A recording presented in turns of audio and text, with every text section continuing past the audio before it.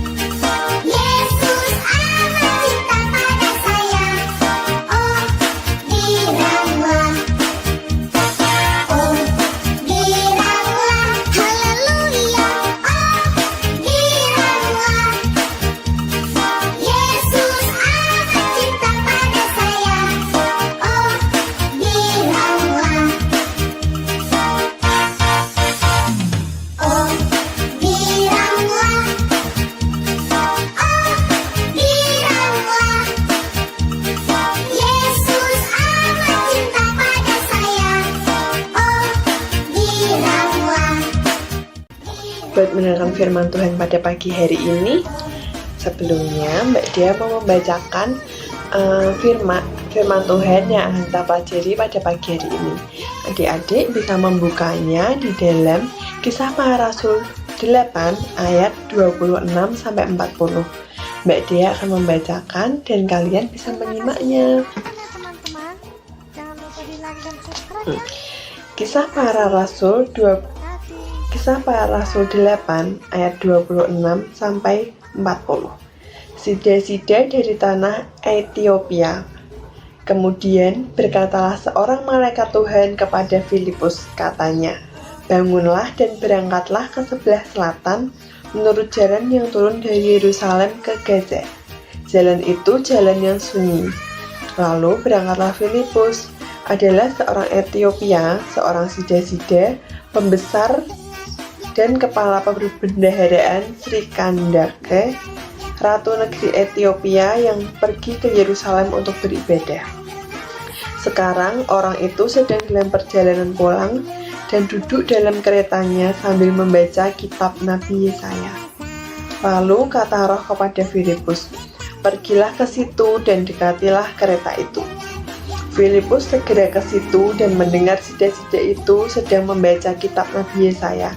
Kata Filipus, mengertikah Tuan apa yang Tuan baca itu? Jawabnya, bagaimanakah aku dapat mengerti kalau tidak ada yang membimbing aku? Lalu ia meminta Filipus naik dan duduk di sampingnya. Nas yang dibacanya itu berbunyi seperti berikut. Seperti seekor domba ia dibawa ke pembantaian, dan seperti anak domba yang keludi di depan yang menggunting bulunya, demikianlah ia tidak membuka mulutnya. Dalam kehinaannya berlangsunglah hukumannya. Siapakah yang menceritakan asal-usulnya?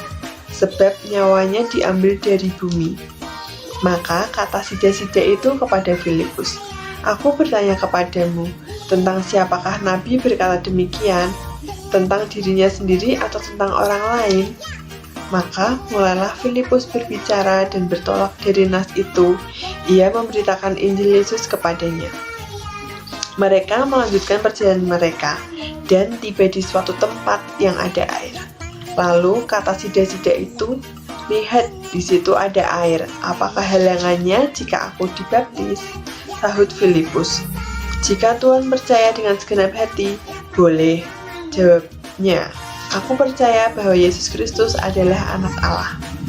Lalu orang Ethiopia itu menyuruh menghentikan kereta itu, dan keduanya turun ke dalam air.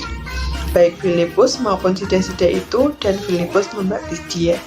Dan setelah mereka keluar dari air, Roh Tuhan tiba-tiba melarikan Filipus dan sida-sida itu tidak melihatnya lagi.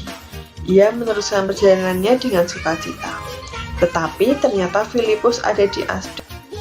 Dari firman yang udah kita baca tadi, kita mau bersama-sama belajar tentang seorang penginjil yang bernama Filipus. Jadi, Filipus ini diutus Tuhan untuk memberitakan firman. Dia diutus dari jalan turun Yerusalem menuju ke Gaza. Jalan ini tuh benar-benar jalan yang sepi, nggak ada orang yang melewati daerah tersebut. Awalnya Filipus nggak bisa menolak utusan Tuhan. Filipus juga tidak bisa berkata apa-apa, dan bahkan Filipus juga tidak tahu apa yang akan diperbuatnya nanti ketika dia dalam perjalanan. Ketika Filipus sedang di dalam perjalanan menuju ke daerah tersebut, Tuhan Yesus mengutus dan menyuruh Filipus agar Filipus mendekati arah kereta yang ditumpangi oleh orang-orang Ethiopia.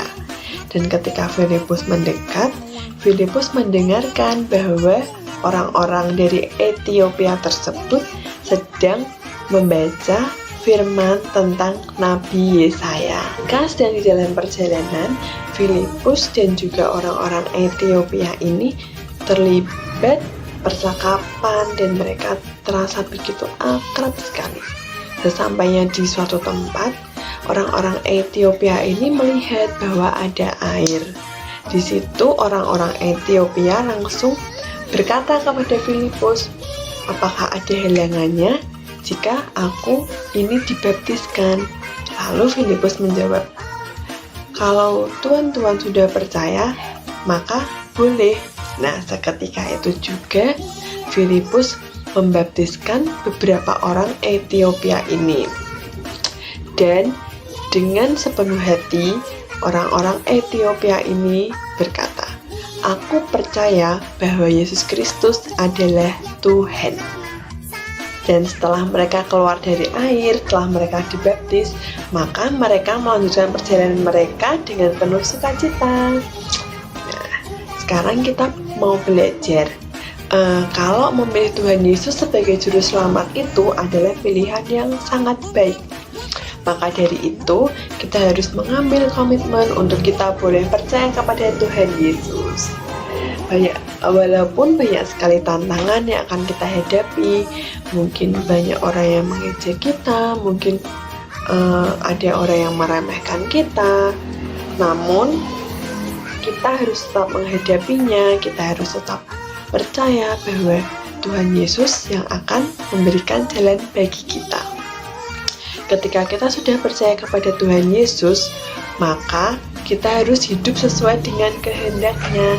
Kita nggak boleh berbuat dosa, kita harus rajin berdoa, kita harus rajin membaca Alkitab, kita harus setia dalam persekutuan seperti sekolah minggu, ibadah, dan kita harus tetap berserah serta mengandalkan Tuhan Yesus di dalam kehidupan kita sehari-hari. Nah, sekarang Mbak Dea mau kasih tugas buat adik-adik. Mbak Dea minta adik-adik untuk menceritakan tentang Tuhan Yesus, tentang kebaikan Tuhan Yesus yang sudah kita alami di dalam kehidupan kita. Nanti tugasnya bisa ditulis ya, terus bisa dikirim ke Mbak Dea. Dan Mbak Dea juga mau adik-adik untuk menghafalkan ayat Alkitab. Ayatnya ada di Kisah Para Rasul 8 ayat 37b. Aku percaya bahwa Yesus Kristus adalah anak Allah. Oke, jangan lupa kita harus menghafalkan ayat tersebut. Oke, sekolah minggu pada pagi hari ini sudah selesai.